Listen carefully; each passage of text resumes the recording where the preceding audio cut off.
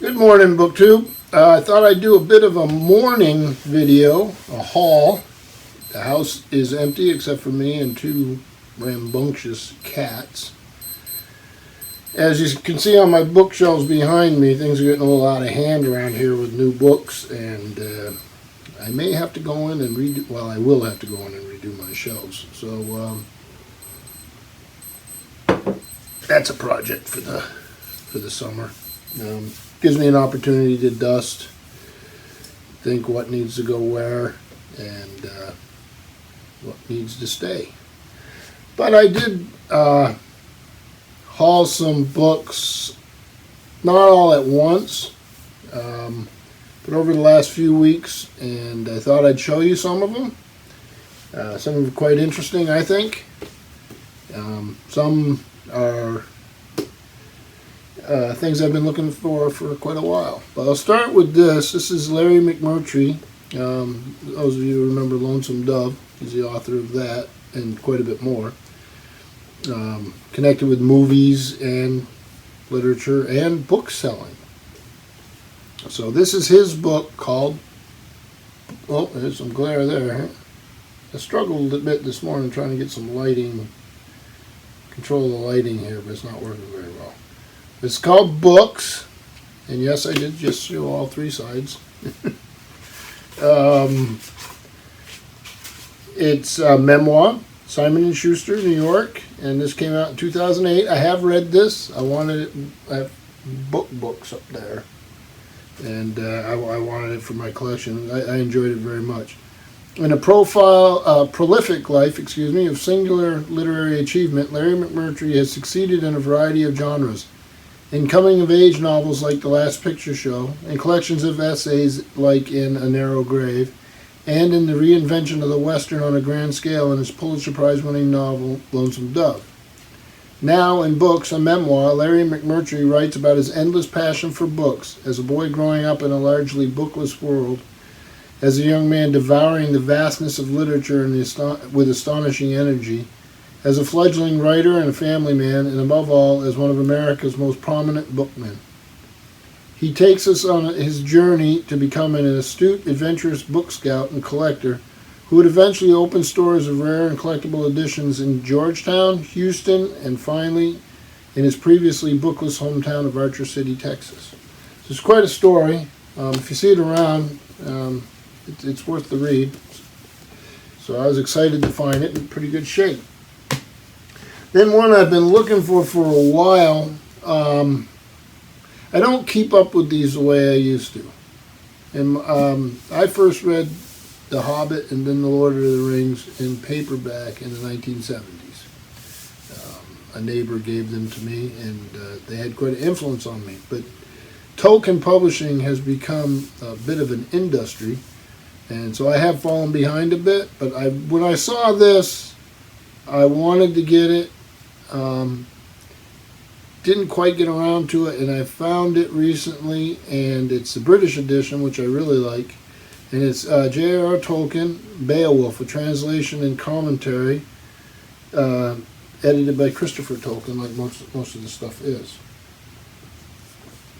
So I was very excited by this, and it's Tolkien's translation. This glare is really horrible. I'll get right back like that, yeah. But, yeah, I really wanted to get this. I've read Beowulf many times in many different translations, but I have not had my own copy of Tolkien's. So next, this one was actually given to me when Steve Donahue visited, and I'll link his channel down below, but when he visited us here a couple weeks ago, him and Frida, he brought this along for me, and it's Endeavour, The Ship That Changed the World by Peter Moore. I have not read it yet. It's on the side table for me to get to. Very excited about it. So it's basically a biography of a ship, and it'd be difficult to pick a better ship to have a biography of. The Endeavour was Captain Cook's ship on his Pacific voyages, and also the ship was involved in quite a bit of other stuff. So that's a brand new book. Then I found another volume, and it's just called the thing weighs about 20 pounds. It feels like it's not true, but it's very, very heavy, and it's not very, very huge or anything. It's called The Eye of the Wind, an autobiography by Peter Scott. Gorgeous cover. And then there's our author. I probably read footnotes where he's shown up before. These are the end papers, by the way. He did all this art. He was an artist. He was the son of Captain Robert Falcon Scott, who I'm also reading about. I don't know why I didn't bring the book over here. I don't even know if I can say the author's name. Rudolph Fiennes. I think PK's books told me about Sir Rudolph Fiennes. I hope I didn't. I'll put a link down below to what the proper way of saying his name is, or at least spell out his name. I'm reading his story of Robert Falcon Scott right now. And so the name caught me when I was looking through some books, and this is his son. So his son's 2 years old when his father dies in Antarctica. And his son led an extraordinary life throughout the 20th century. He became a naturalist. He was in the motor gunboat flotillas in World War II, fighting E-boats and all that, the Nazi E-boats. Traveled the world, was a naturalist, a painter. Real connection with, I guess, the winter geese. So he's very much a bird person. Give you some ideas, and here he is with the World War II. But I think it focuses quite a bit on his relationship with wildlife and all that sort of thing. And I started reading. You can see you can see a little bit there. I've started reading a little bit of it, and charming. So I got great hopes for this book.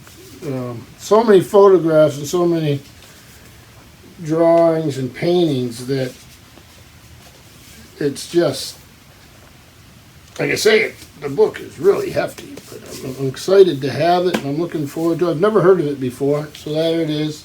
The Eye of the Wind, an autobiography by Peter Scott. Other than that, I found a couple odd volumes. This one here is English Hours by Henry James. Little thing here. And,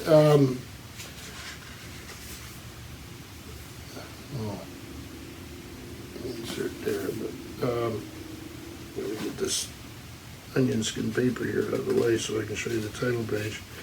So this is illustrations by John Fennell. It's Boston and New York, Houghton Mifflin and Company, and it's Riverside Press out of Cambridge. And this was published in 1905. I'm just not going to beat the glare today. It's just not happening. There we go. And yeah, this was published in October 1905, and it has a note in the front from 1905 by Henry James. You can see him. Well, I hope you can see him signed right there. There's these little spot illustrations throughout. So here's Chester. Let's see if we got something else here. The two excursions. So I'll be honest with you, with Henry James, I usually enjoy his nonfiction more than his fiction, but I feel a little less than fair saying that because I haven't read a ton of his fiction, but be it as it may. Then another volume I found is Faust by Goethe. It says Deluxe edition right down here, and it has a little ribbon marker up here, and I thought, well, what is this?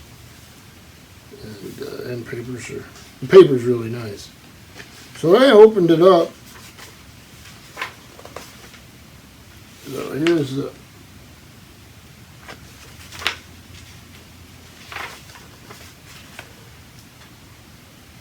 Isn't this something? It's a little different, isn't it? So it's Goethe's Faust with illustrations by Harry Clark, translated into English in the original meters by Bayard Taylor. And it's deluxe edition.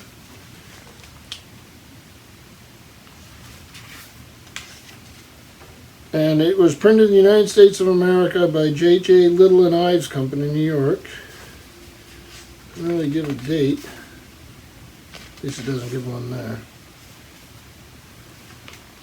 And these little sections of art are really something. I just sat down and started going through them and thinking, wow, this is really an odd volume. Now, I've read Faust before. I don't remember what translations. I'm just going to give it a shot in this. I was really sort of excited to find it. And then I did pick up a new opera. Listened to it the other night. Sound quality is excellent. No clicks or clacks or anything going on. I do clean LPs before I play them the first time, so that does help. But these are in excellent condition. And it's Puccini's Turandot. It's Placido Domingo and Herbert von Karajan. And yeah, it ended up being very nice. It's Wiener Philharmoniker. It ended up being really, really fun to listen to. Let me see if I can put a better with our pensive Herbert von Karajan on the cover. I don't know what he's thinking about. And yeah, there we have it. Placido Domingo. We're still going strong. In fact, I still see him on a lot of stuff on Instagram. I have no idea how old he is right now, but he's had a heck of a career. It's fun to watch. One of the original three tenors with Jose Carrera and Luciano Pavarotti. So, yeah, not too bad. That's some of the stuff I've picked up over the last few weeks. There's more. Like I say, I've got to do something with these bookshelves. Throughout the house, there's these, what Steve calls them, transverse books. I got books piled everywhere. And it's not good for the books, really, to do that. And I need to... It's not good for me trying to find stuff. I do tend to put books near where they're supposed to go. And then we'll adjust from there. So I hope everybody has a good week. We have some sunshine outside, and I've got some writing to do and some work to do today, but I don't have to go into the library. So thank you, BookTube.